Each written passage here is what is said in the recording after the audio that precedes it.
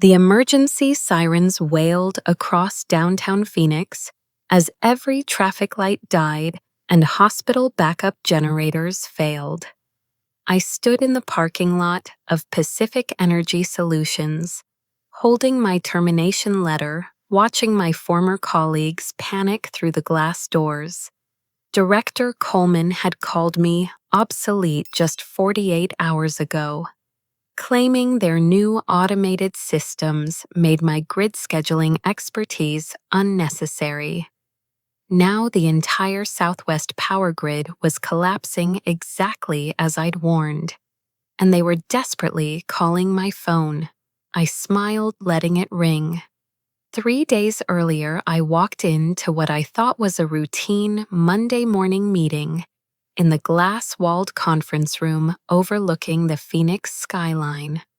The Arizona sun cast long shadows across the polished mahogany table, where I'd sat countless times during my 5 years as Senior Grid Operations Scheduler at Pacific Energy Solutions. Coffee steamed from white ceramic mugs as familiar faces gathered around the table. Director Coleman entered with his usual swagger, adjusting his navy tie and smoothing his graying hair. Behind him followed the technical team, 3 young programmers clutching laptops and wearing expressions I couldn't quite read. Sarah Jenkins from HR trailed behind, her normally cheerful demeanor replaced by something that made my stomach tighten. "Good morning, everyone." Coleman began, his voice carrying that artificial enthusiasm he used for board presentations. "Today marks a revolutionary step forward for Pacific Energy Solutions. We're implementing cutting-edge technology that will transform how we manage power distribution across Arizona, Nevada, and Southern California." The lead programmer, a thin man with wire-rimmed glasses, opened his laptop and began explaining their new AI-powered automated scheduling system called GridFlow. Charts and graphs filled the wall-mounted screen, showing colorful algorithms and predictive models that supposedly could manage the entire regional power grid without human intervention. My colleague Tom Walsh, who'd worked power distribution for 15 years, leaned forward with interest. Linda Carter, our senior analyst, took careful notes. I listened with growing unease as they described how GridFlow would eliminate the need for manual oversight and human decision-making in power distribution. The system learns patterns, predicts demand, and automatically adjusts power flow throughout the grid, the programmer explained. It processes thousands of data points per second, far exceeding human capabilities. Coleman nodded approvingly. Which brings us to the financial reality. Corporate headquarters has mandated significant budget reductions.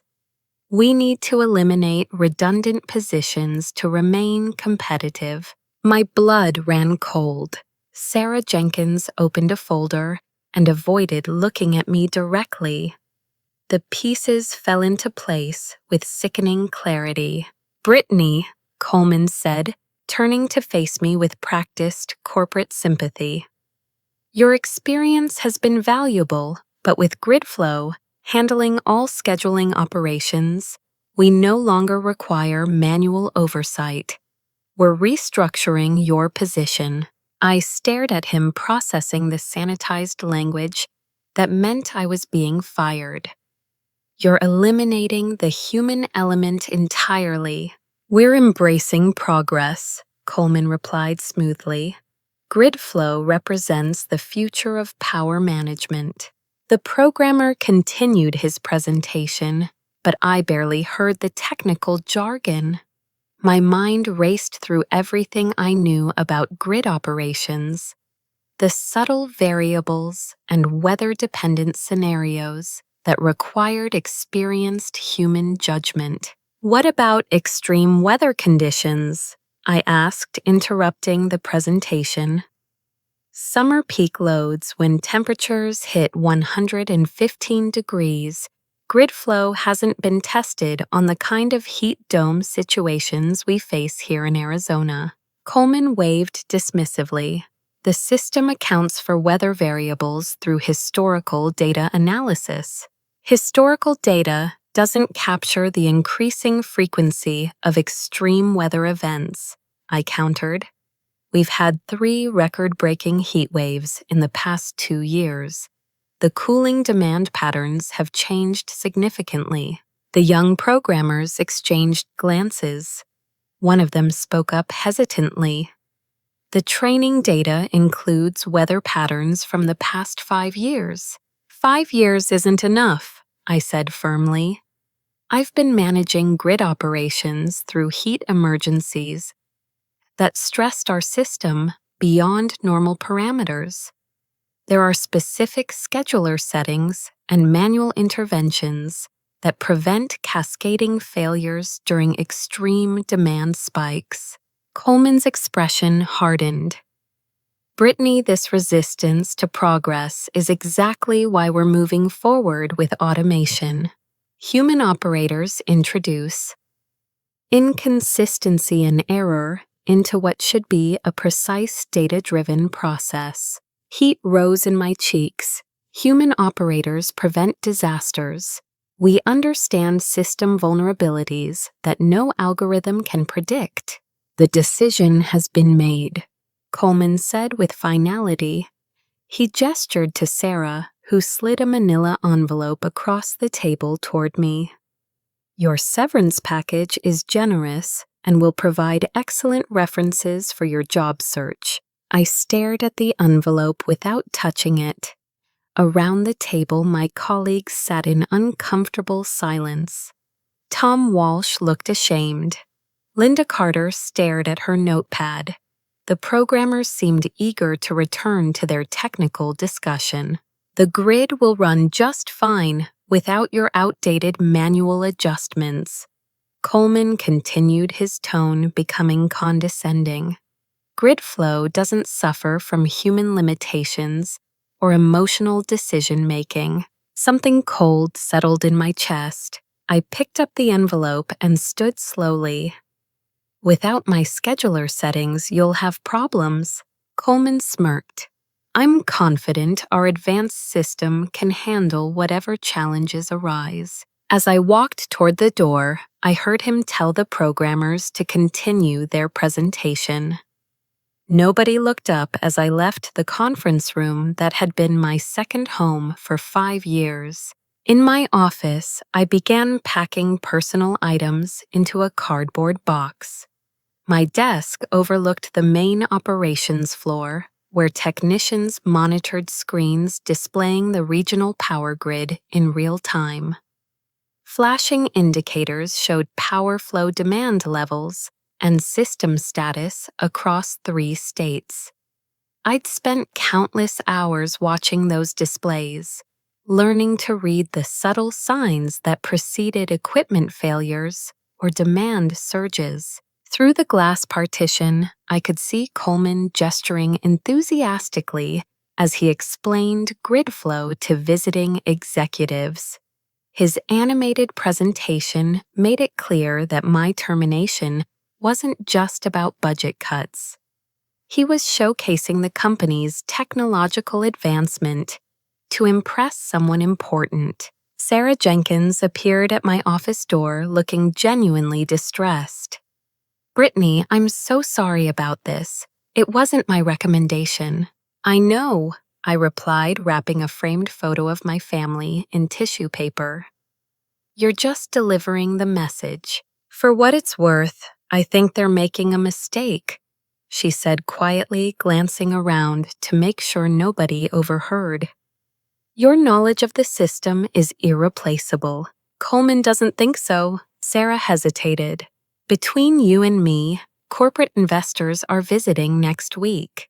Coleman wants to demonstrate how we're reducing operational costs through automation. The truth hit me like a physical blow. My termination wasn't about efficiency or progress. It was about Coleman impressing investors with cost-cutting measures, regardless of the potential consequences to grid reliability. I closed the box and picked it up. Tell me something, Sarah. Who's replacing me? Jake Morrison from the technical team. He's been training on grid flow for the past month. Jake Morrison was 26 years old with a computer science degree and exactly zero experience managing power grid operations during emergency conditions.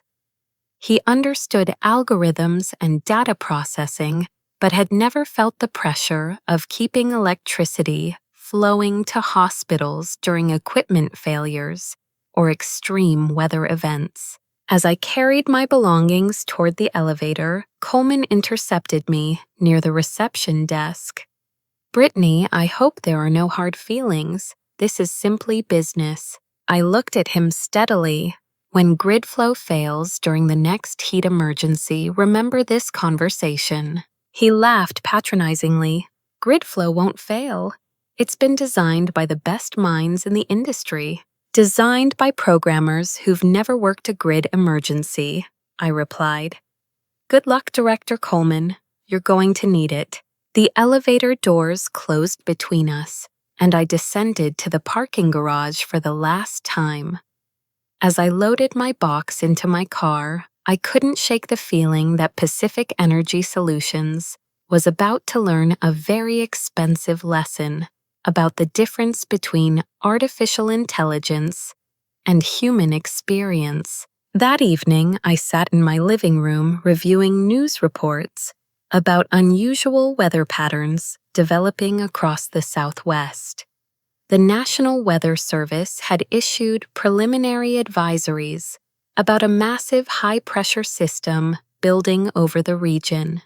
Meteorologists were tracking conditions that could create what they called a heat dome, potentially bringing record-breaking temperatures to Arizona, Nevada, and Southern California.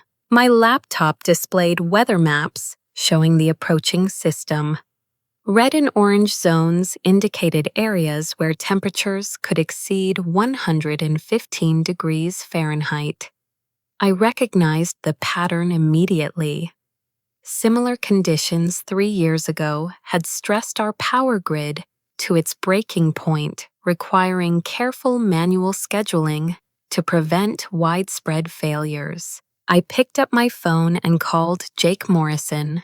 He answered on the fourth ring, sounding distracted. Jake, it's Brittany.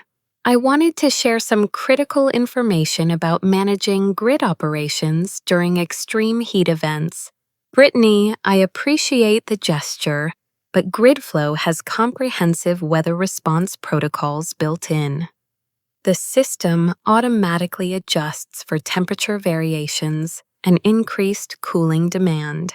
This isn't about normal temperature variations, I explained patiently. When we hit sustained temperatures above 115 degrees, cooling demand spikes beyond typical summer patterns.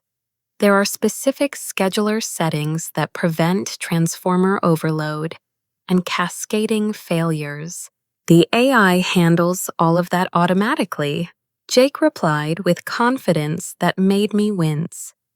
It processes real-time demand data and adjusts distribution accordingly. Jake, listen to me.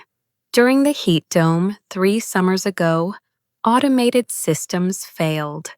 We had to manually override the schedulers at 14 transformer stations to prevent a regional blackout. The settings I'm talking about aren't in any manual because they were developed through trial and error during actual emergencies. Look, Brittany, I understand you're concerned about your replacement, but GridFlow represents a quantum leap beyond anything we've used before. The machine learning algorithms adapt to changing conditions in ways that human operators simply cannot match. Frustration built in my chest. Machine learning algorithms trained on what data? Historical patterns that don't account for climate change and increasing extreme weather events. I need to go, Jake said curtly. Thanks for calling, but I've got confidence in our new system. The line went dead. I stared at my phone, realizing that Jake's overconfidence in grid flow could be catastrophic if the heat dome materialized as forecasted. I called the main Pacific Energy number and asked for Director Coleman.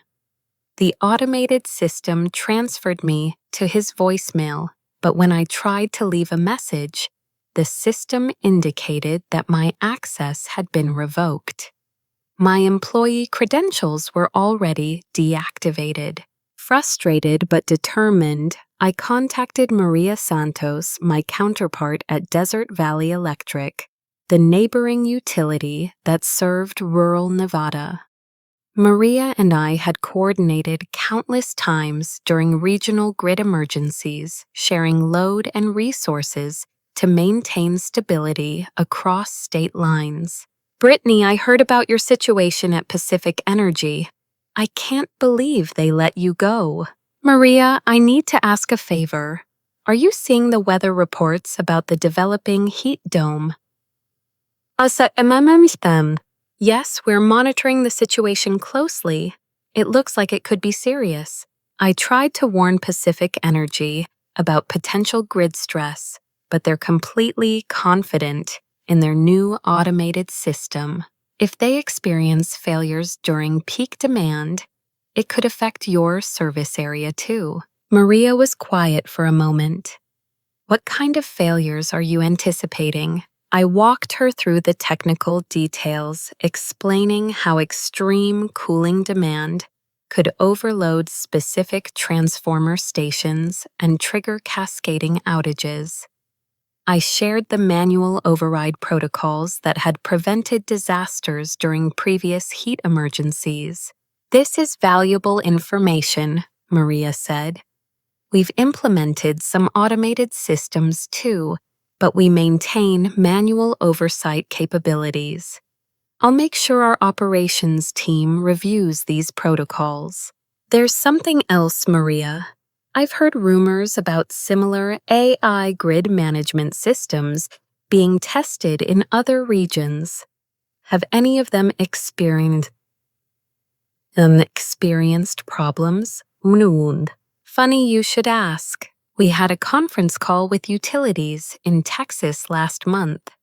They mentioned some minor glitches with their automated system during a spring storm. Nothing major, but enough to make their operations manager nervous about relying completely on AI. Minor glitches in grid operations. Minor glitches could quickly become major disasters if they occurred during peak demand periods. After ending the call with Maria, I drafted a detailed email to the Pacific Energy Board of Directors.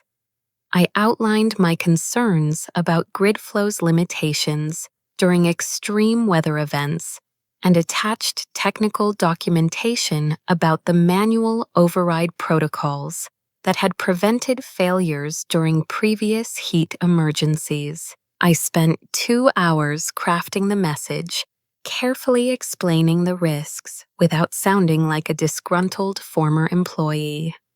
I focused on technical facts and specific scenarios where human oversight had been essential for maintaining grid stability. The next morning, I received a response from Pacific Energy's legal department. A corporate attorney informed me that any further communication regarding company operations would be considered interference with business activities and could result in legal action. They demanded that I cease all contact with company personnel and refrain from sharing proprietary information with outside parties. I read the legal threat twice, anger building with each word. They were more concerned about protecting their corporate image than preventing a potential disaster that could affect millions of people. That afternoon, the local news featured an interview with Director Coleman about Pacific Energy's revolutionary new grid management system. The reporter asked softball questions about cost savings and technological advancement, while Coleman basked in the attention. Our new grid flow system represents the future of power management, Coleman said, looking directly into the camera. We're eliminating human error and inconsistency through artificial intelligence that never gets tired, never makes emotional decisions, and never second-guesses data-driven protocols. The reporter asked about concerns from displaced workers. Coleman's expression became dismissive. Change is always difficult for people who resist technological progress. We've heard some fear-mongering from displaced workers who don't understand the sophistication of modern AI systems. These concerns are completely unfounded. I turned off the television, realizing that Coleman had no understanding of actual grid operations. He saw everything through the lens of corporate cost reduction and investor relations. The technical complexities and life-threatening risks of power grid management were abstractions to him. As the evening news concluded, the National Weather Service upgraded their heat advisory to an extreme heat warning. Meteorologists predicted temperatures could reach 118 degrees Fahrenheit across central Arizona, lasting for at least 4 days. 118 degrees.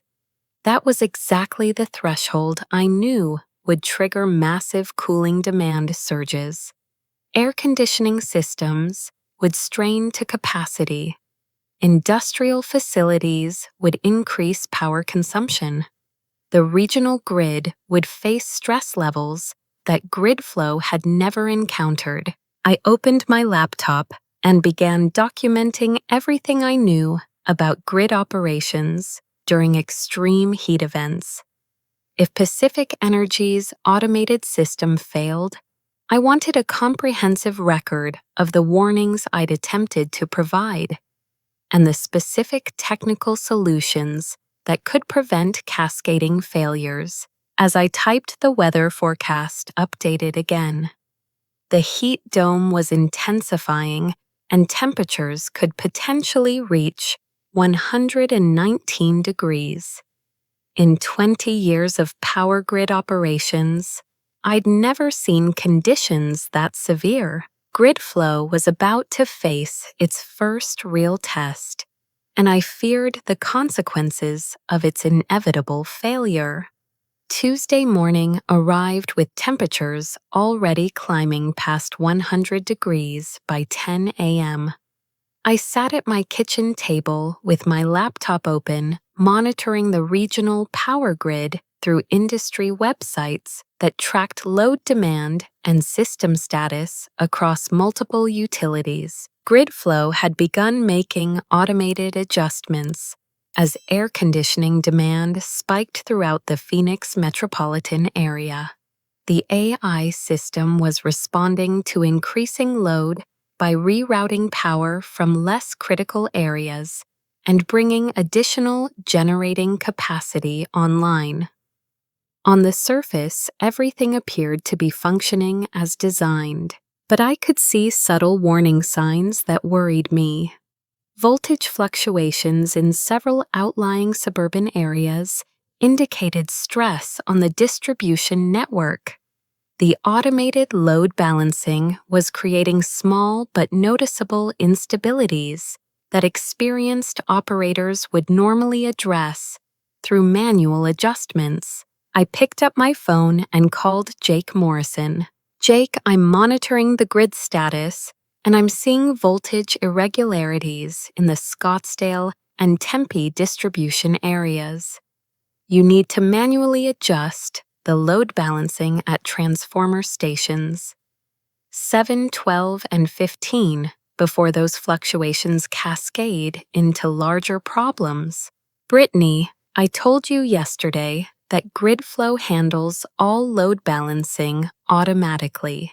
The system is designed to optimize power distribution in real time. The system is creating micro instabilities that will compound as demand increases. I've seen this pattern before. Those specific transformer stations need manual intervention within the next 2 hours, or you'll start seeing equipment failures. Jake's voice became irritated. Look, this is pathetic. You're desperately trying to prove that your manual methods are still relevant, but grid flow is performing exactly as designed. Stop calling me with these ridiculous predictions. The line went dead. I stared at my phone, frustrated by Jake's unwillingness to consider that the automated system might have limitations. Needing to find someone who would take my concerns seriously, I called David Park, the Emergency Services Coordinator for Maricopa County. David and I had worked together during previous power emergencies, coordinating hospital backup power and emergency shelter operations. David, this is Brittany from Pacific Energy. Well, formerly from Pacific Energy. I need to discuss potential power grid risks during this heat emergency.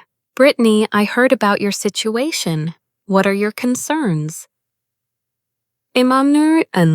I explained the voltage instabilities I was observing and the potential for cascading failures if the automated system couldn't properly manage extreme demand loads. David listened carefully, asking technical questions that demonstrated his understanding of how power outages could affect emergency services. What's your assessment of the risk to hospitals and emergency facilities? If the grid destabilizes during peak demand this afternoon, backup generators will have to carry the full load.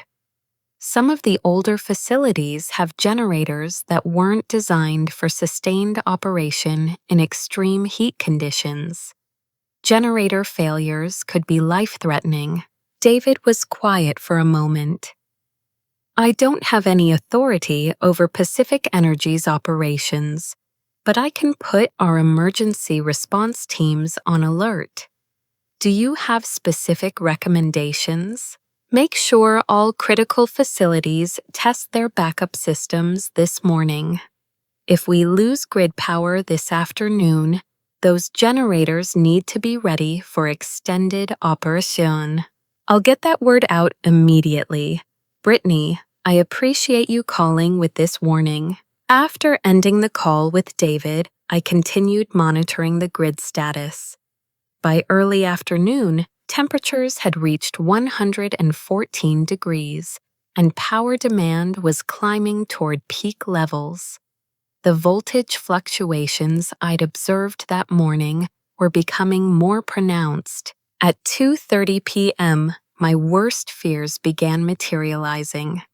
The first transformer failure occurred in a suburban Scottsdale neighborhood, affecting approximately 8,000 homes. Pacific Energy's automated system attempted to reroute power through adjacent transformers, but the additional load caused a second failure 20 minutes later. Within an hour, 15,000 homes in the Phoenix suburbs had lost power during the peak heat of the day. Families with children and elderly residents were suddenly without air conditioning as outside temperatures climbed toward 116 degrees. Pacific Energy issued a brief statement blaming unexpected equipment failure and promising rapid restoration. But I knew this wasn't equipment failure. It was scheduler programming that had failed to properly redistribute load when the first transformer became overloaded. I tried calling Jake again, but my calls went directly to voicemail. Frustrated, I contacted the State Public Utilities Commission and asked to speak with someone about grid safety concerns. The commission representative listened to my explanation with polite skepticism. "Ma'am, are you currently employed by Pacific Energy Solutions?" "No, I was recently terminated." But I see. And you're calling to report problems with your former employer's operations. The dismissive tone in his voice made it clear that he viewed me as nothing more than a disgruntled former employee seeking revenge. "Sir, this isn't about employment disputes. This is about public safety during extreme weather conditions. We appreciate your concern, but Pacific Energy is a regulated utility with experienced professional staff. If there were serious safety issues, they would contact us directly." The call ended with polite but firm dismissal. I realized that my credibility had been destroyed by my termination, regardless of my technical expertise or legitimate safety concerns. That evening, the local news featured stories about families dealing with extended power outages during record heat. Elderly residents were being evacuated to cooling centers. Children were suffering heat-related illness. Emergency rooms reported increased admissions for heat exhaustion. The news anchor interviewed Director Coleman about the power failures. "We experienced isolated equipment failures due to extraordinary weather conditions," Coleman explained with practiced corporate smoothness. "Our teams worked diligently to restore power as quickly as possible. These types of challenges are unfortunately inevitable during extreme weather events." When asked about the automated grid flow system, Coleman remained confident. Grid flow performed exactly as designed, automatically rerouting power around failed equipment and minimizing the scope of outages. Without our advanced AI system, these failures could have been much more widespread. I watched the interview with growing anger. Coleman was spinning equipment failures caused by poor load management as evidence that grid flow was working properly. He either didn't understand what had actually happened, or he was deliberately misleading the public to protect his corporate reputation. As the news concluded, I realized that proving grid flow's flaws would require more than technical warnings that nobody wanted to hear. I needed concrete documentation of the system's failures and evidence that human oversight could have prevented the disasters. The heat dome was just beginning, and temperatures were forecasted to climb even higher over the next 2 days. If grid flow couldn't handle the current stress levels, the worst was yet to come. I opened a new document on my laptop and began creating a detailed technical record of every failure, every missed opportunity for intervention, and every warning that Pacific Energy had ignored.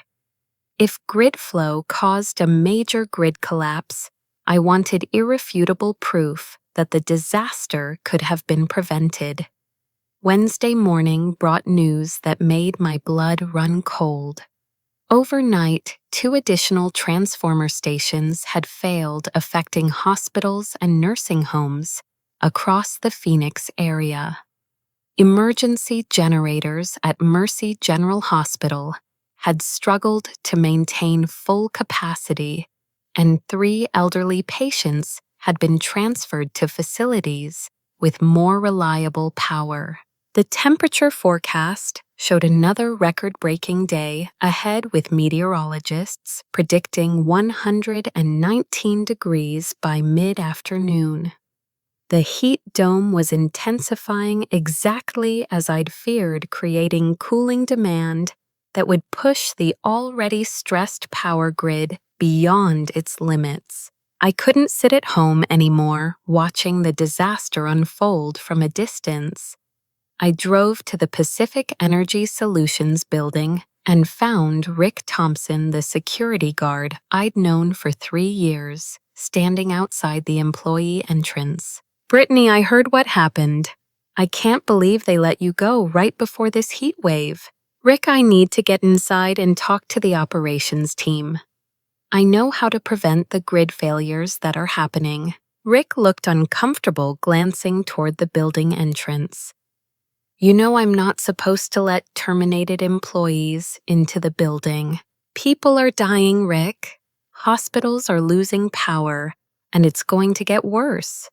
Unless someone fixes the scheduler programming that's causing these cascading failures." Rick studied my face for a long moment, then made a decision that probably violated multiple company policies. 5 minutes, if anyone asks you came to retrieve personal property from your old office. Inside the building, I could hear the tension before I saw it. Multiple alarms were sounding from the operations center, and stressed voices echoed through the hallways. I made my way to the main operations floor, where technicians monitored the regional power grid. The scene was chaos. Banks of warning lights flashed red across control panels. Jake Morrison stood in the center of the room looking overwhelmed as he tried to coordinate responses to multiple simultaneous alerts. Operations Supervisor Beth Anderson was on the phone with emergency services, her voice tight with stress. I recognized the pattern immediately. Gridflow was making erratic decisions, automatically shutting down healthy distribution lines while routing excessive load through already stressed transformers.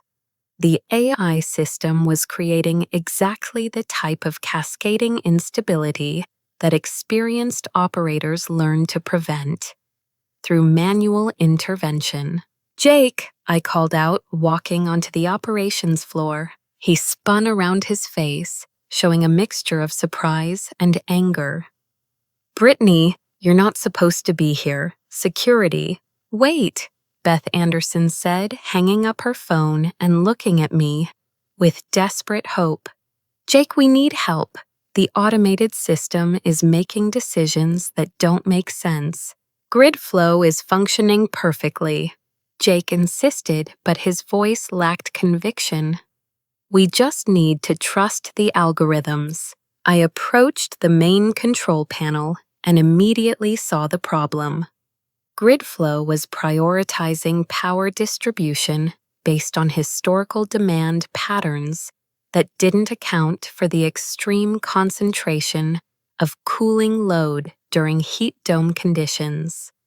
The system was treating the emergency as a normal summer peak, applying load balancing protocols that were completely inadequate for current conditions. "Look at Transformer Station 19. I said, pointing to a flashing indicator on the display. Gridflow is routing 60% more load through that station than it can handle. In 15 minutes, that transformer will fail, and the system will automatically dump that entire load onto stations 20 and 21, which will cause them to fail within another hour." Beth leaned over the control panel, studying the data. "How do you know that?" "Because I've managed this grid through 3 major heat emergencies.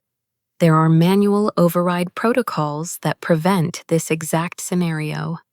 I turned to Jake. "You have to let me implement the emergency scheduler settings." "Absolutely not," Jake said firmly. "Gridflow doesn't require manual intervention.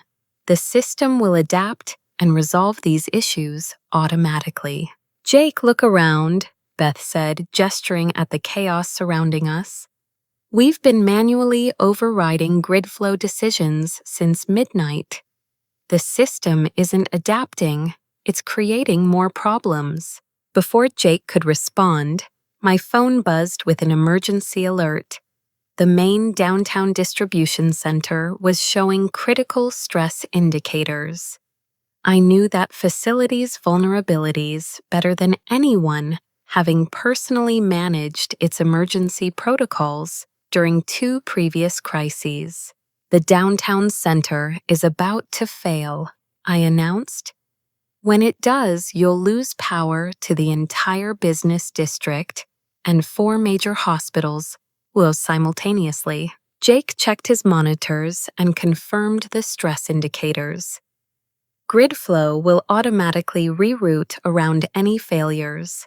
Grid flow doesn't understand that the downtown center feeds backup power to those hospitals. When it fails, those facilities will be completely dependent on generators that weren't designed for sustained operation in this heat. I was moving toward my car when I heard radio chatter through the building's communications system. Emergency services were reporting potential failure at the exact distribution center I'd just identified. The cascade was accelerating faster than even I had anticipated. From the parking lot, I called Maria Santos at Desert Valley Electric. Maria, Pacific Energy's grid is collapsing. I need you to implement emergency load-sharing protocols immediately to prevent the failure from spreading to your system. What specific protocols do you recommend? I walked Maria through the technical details, explaining how to isolate her grid from Pacific Energy's unstable distribution network while maintaining emergency power sharing for critical facilities. Her utility could avoid the cascade by implementing manual overrides that grid flow couldn't or wouldn't execute. Brittany, this is exactly the kind of expertise we need right now. Would you consider consulting for us during this emergency? Do whatever you think is best. Right now, I need to contact emergency services and help them prepare for what's coming. As I ended the call with Maria, my phone showed multiple news alerts.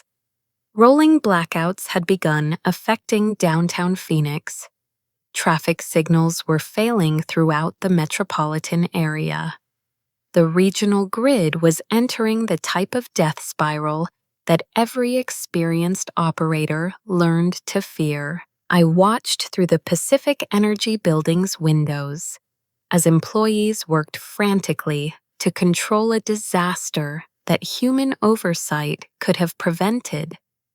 Grid flow continued making automated decisions based on algorithms that had never encountered conditions this severe. The heat dome had turned the Southwest power grid into a laboratory for testing the limits of artificial intelligence, and the experiment was failing catastrophically. But Director Coleman was still defending the system that was destroying his company's reputation and endangering public safety. Social media exploded with angry customers demanding answers about the widespread power failures. Videos showed families with young children seeking refuge in air-conditioned stores and emergency cooling centers. The human cost of grid flow's failures was mounting with each passing hour. I realized that technical warnings and behind-the-scenes assistance weren't enough. If I wanted to prevent a complete regional blackout that could last for days, I needed to find a way to force Pacific Energy to acknowledge grid flow's limitations and implement the manual overrides that could still save the grid. Wednesday afternoon brought the catastrophic failure I'd been dreading. At 2:45 p.m., as outside temperatures reached 118 degrees, the main transmission lines serving central Phoenix began failing in the exact domino pattern I'd predicted to anyone who would listen. The downtown distribution center failed first, exactly as I'd warned Jake Morrison 2 hours earlier. Within minutes, the automated grid flow system attempted to compensate by routing the entire downtown load through two smaller suburban stations that couldn't handle the massive power demand. Both stations overloaded and shut down automatically, creating a cascading effect that rippled through the entire regional network. Hospitals across the Phoenix area switched to backup power as their primary electrical feeds went dark.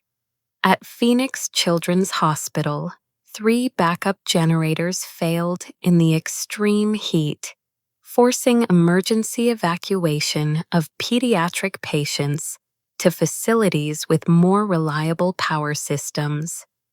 Elderly care facilities reported air conditioning failures that threatened vulnerable residents with heat stroke. I sat in my car outside Pacific Energy, documenting every failure in a detailed technical report. Using my industry monitoring access, I tracked each cascade as it spread through the grid, noting the exact moments when manual intervention could have prevented the expanding disaster. My phone rang. Angela Ross, an investigative reporter who covered utility industry issues for the Arizona Republic. Brittany, I'm hearing your name mentioned in connection with warnings about Pacific Energy's grid management system. Would you be willing to discuss what's happening? You want to interview a disgruntled former employee. Odang, I want to interview someone who understands power grid operations better than the corporate executives who are currently spinning this disaster as an act of God. Angela's skepticism dissolved as I walked her through the technical details of grid flow's failures. I provided documentation showing how each cascade could have been prevented through manual scheduler adjustments that experienced operators would have implemented automatically.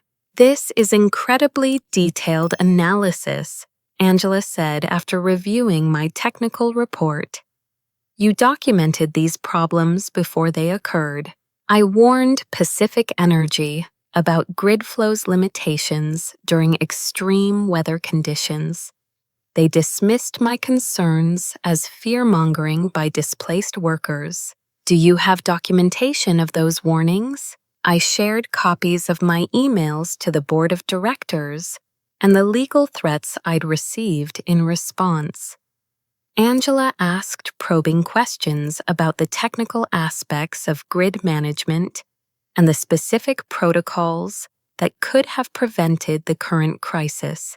I'd like to publish this story, but I need to verify your technical analysis with independent experts. Can you provide references who can confirm your expertise? Tanamatil. I gave her contact information for Maria Santos and David Park, both of whom could verify my professional competence and the accuracy of my predictions about grid flow's failures. While Angela worked on her investigation, I learned through Maria that Pacific Energy was secretly requesting emergency power sharing from neighboring utilities. The company was trying to stabilize their failing grid by borrowing capacity from other regions. But the regional network couldn't handle the additional load without triggering failures in adjacent service areas. I contacted David Park to provide specific guidance for restoring hospital power. David, the hospitals that lost power can be restored immediately if Pacific Energy implements manual overrides at transformer stations 4, 8, and 12. The automated system is preventing restoration because it's still trying to balance load according to algorithms that don't account for emergency prioritization. Can you work directly with our maintenance crews to guide those restorations? Absolutely. For the next 3 hours, I coordinated with county emergency services and maintenance crews to restore power to critical facilities. By manually bypassing GridFlow's automated decisions, we were able to bring Phoenix Children's Hospital back to full power and stabilize electrical service to 6 major medical facilities. Director Coleman discovered my involvement when he arrived at the operations center and found me coordinating restoration efforts with county emergency services. His face turned red with rage as he confronted me on the operations floor. "What the hell are you doing here? You're terminated. This is criminal trespass." "I'm helping restore power to hospitals," I replied calmly. "Something your automated system apparently can't do. GridFlow is functioning perfectly. These failures are due to unprecedented weather conditions that no system could have anticipated." Beth Anderson, who had been listening to our conversation, spoke up. "Director Coleman Brittany has restored power to 6 hospitals that GridFlow couldn't reach. Her manual interventions are working. Any unauthorized access to our systems is sabotage." Coleman snapped. "I'm calling the police." "Call them," I said, "then explain to the media why you're having the person who's restoring hospital power arrested for helping during a public safety emergency." Before Coleman could respond, Angela Ross's preliminary news report aired on local television. The story questioned GridFlow's role in the cascading failures and featured quotes from emergency services officials, praising the technical expertise that had restored critical facility power. Pacific Energy's stock price began dropping as investors realized the scope of the crisis. The company's revolutionary AI system was being exposed as a dangerous liability that had caused rather than prevented the worst power emergency in Arizona's history. My phone rang with a call from the state governor's emergency coordinator. "Ma'am, we understand you have specific technical knowledge about restoring grid stability. The governor is considering declaring a state of emergency, and we need expert guidance on power restoration priorities." As I provided technical briefings to state emergency officials, I realized that Coleman's attempt to eliminate human expertise from grid management had backfired spectacularly. The automated system that was supposed to represent technological progress had created a public safety crisis that only human knowledge and experience could resolve. But my most shocking discovery was yet to come. While reviewing GridFlow's operational logs to document the cascade patterns, I found evidence that Coleman had been falsifying reports to federal energy regulators for weeks, hiding earlier, smaller failures to protect his upcoming promotion and the investor presentation that was supposed to showcase Pacific Energy's technological advancement. The heat dome emergency had exposed not just the limitations of artificial intelligence, but the corporate deception that had allowed those limitations to endanger public safety. Thursday morning brought federal energy regulators to Phoenix. Captain Jessica Hayes, a Department of Energy investigator with 20 years of experience in grid reliability, arrived to conduct an emergency review of the cascading failures that had affected over 400,000 customers across 3 states. Captain Hayes interviewed me as a key witness, requesting detailed technical documentation of GridFlow's failures and the manual protocols that could have prevented them. I provided comprehensive analysis showing exactly when and how human intervention could have stopped each stage of the cascade. Your predictions were remarkably accurate, Captain Hayes observed, reviewing my technical reports. You documented specific failure points before they occurred. Experienced grid operators learned to recognize instability patterns. Grid flow was creating the exact conditions that lead to cascading failures. What about the warnings you provided to Pacific Energy Management? I shared copies of my emails to the board of directors and Coleman's dismissive responses. Captain Hayes was particularly interested in the legal threats I'd received for attempting to share safety concerns. This suggests a pattern of management prioritizing corporate image over public safety, she said, making detailed notes.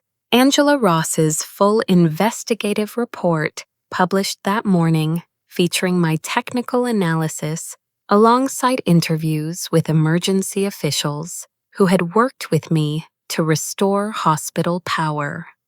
The story revealed how Pacific Energy had ignored specific warnings about grid flow's limitations and threatened legal action against their most experienced grid operator for raising safety concerns. Public outcry intensified as readers realized that the power crisis had been predictable and preventable.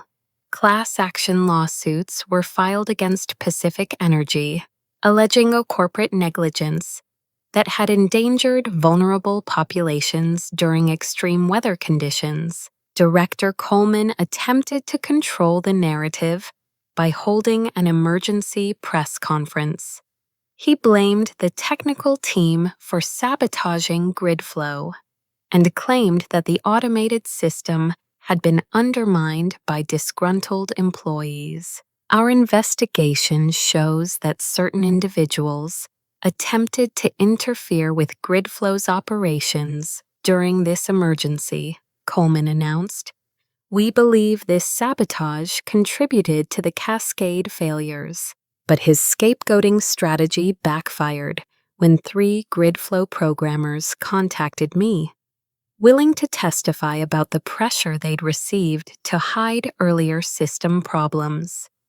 They revealed that Coleman had ordered them to suppress reports of minor glitches and failures that indicated fundamental flaws in the AI algorithms. He told us that any problems with grid flow would delay his promotion and embarrass the company in front of investors, one programmer explained.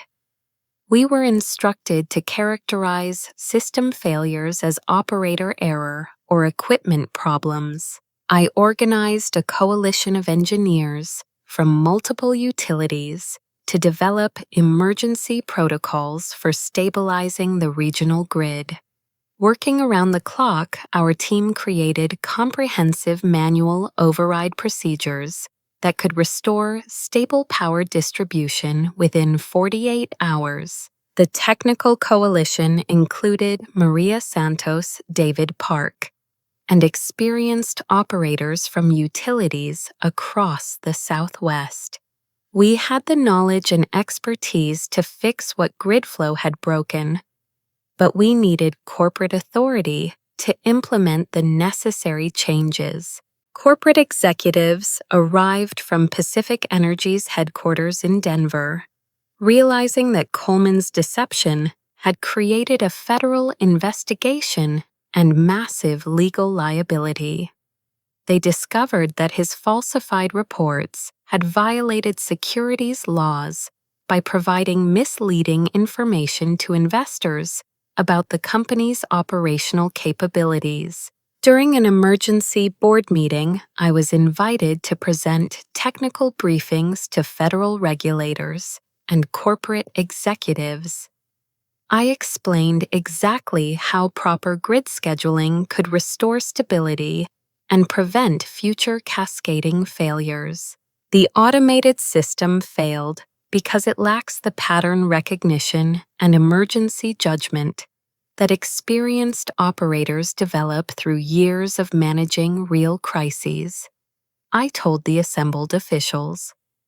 Artificial intelligence can assist human operators, but it cannot replace the intuitive understanding that comes from hands-on emergency experience. My presentation contrasted sharply with Coleman's evasive testimony.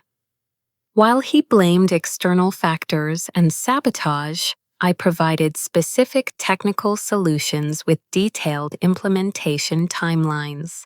Federal regulators authorized immediate implementation of my emergency protocols. Grid stabilization began accelerating as human operators regained control over critical distribution decisions. The investigation revealed Coleman's most damaging secret. He had been secretly negotiating to sell grid flow technology to utilities nationwide. His plan involved licensing the AI system to power companies across the country, potentially replicating the Arizona disaster on a national scale. We found evidence that Pacific Energy was preparing to market grid flow as a proven grid management solution, Captain Hayes announced during a federal briefing. This technology could have been deployed across the American power grid before its fundamental flaws were discovered. The implications were staggering. If Coleman had successfully marketed grid flow to other utilities, the automated system's failures could have caused cascading blackouts affecting tens of millions of Americans during the next major heat wave or severe weather event. My technical expertise had exposed not just a corporate cover-up, but a potential national security threat disguised as technological progress. 2 weeks later, the Southwest power grid operated more reliably than it had in years. My emergency protocols had been implemented across the entire regional network, incorporating lessons learned from grid flow's catastrophic failures. Federal oversight ensured that human expertise remained central to grid management, with AI systems serving as tools rather than replacements for experienced operators. Director Coleman was arrested on federal charges, including securities fraud, endangering public safety, and providing false information to regulatory agencies. The investigation revealed that his deception had violated multiple laws designed to protect both investors and utility customers. From corporate negligence, Pacific Energy's board of directors unanimously fired Coleman and canceled the grid flow program entirely. The company issued formal apologies to affected communities and committed to comprehensive safety reforms under federal oversight. I received an unexpected call from Pacific Energy's new interim director. Brittany, the board would like to offer you the position of Director of Grid Operations, with full authority over scheduling protocols and emergency procedures. We understand that our previous management made serious errors in judgment. The offer included a significant salary increase and comprehensive authority over grid reliability programs. More importantly, it represented acknowledgement that human expertise remained essential for protecting public safety during extreme weather events and equipment emergencies. I negotiated terms that included mandatory training programs for all grid operators and requirements for human oversight of any automated systems. The federal investigation had proven that technological advancement without experienced human judgment created unacceptable risks to public safety. Federal energy regulators implemented new nationwide requirements for human oversight of automated grid systems. My safety protocols became industry standard across multiple states, ensuring that other utilities learned from Pacific Energy's mistakes without experiencing similar disasters. I established a comprehensive training program for the next generation of grid operators, combining traditional hands-on experience with appropriate use of AI assistance.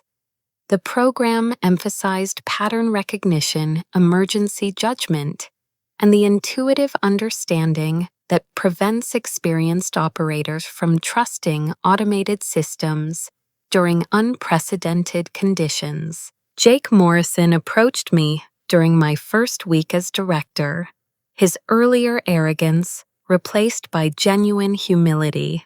"Brittany, I owe you an apology. I was completely wrong about grid flow and human expertise.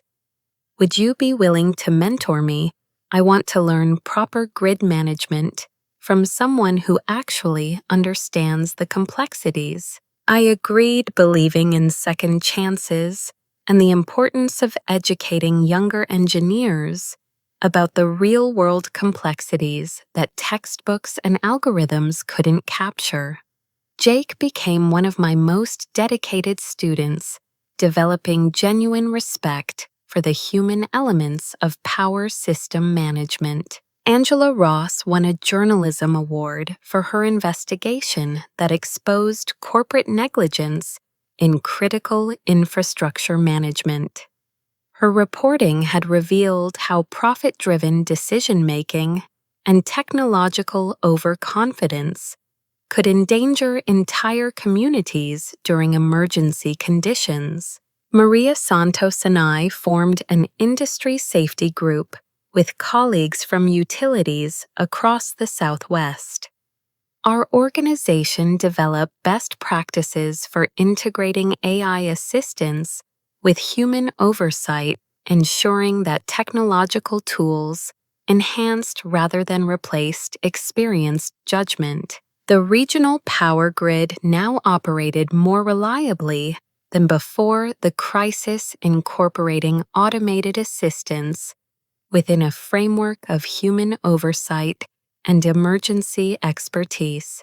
We had learned to harness artificial intelligence as a powerful tool while maintaining the human judgment essential for protecting public safety. Affected families received compensation for their suffering during the grid failures.